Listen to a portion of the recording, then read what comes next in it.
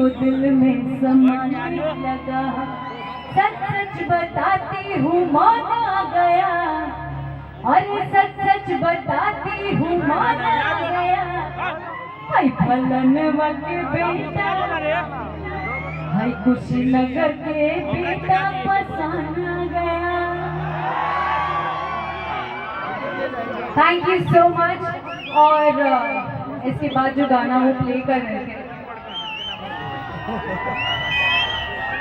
जो भी लड़कियां परफॉर्म करती हैं स्टेज पे, मेरा मानना है हर किसी का अपना एक रुतबा है, हर किसी की अपनी इज्जत है, हर किसी का अपना सम्मान और दायरा है ना। तो जैसे फुल ये करने का हक है, तो लड़कियों को भी ये करने का हक है, समझे?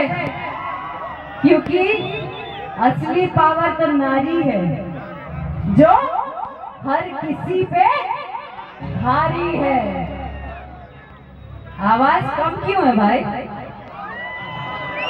असली पावर नारी है, जो हर किसी पे भारी है।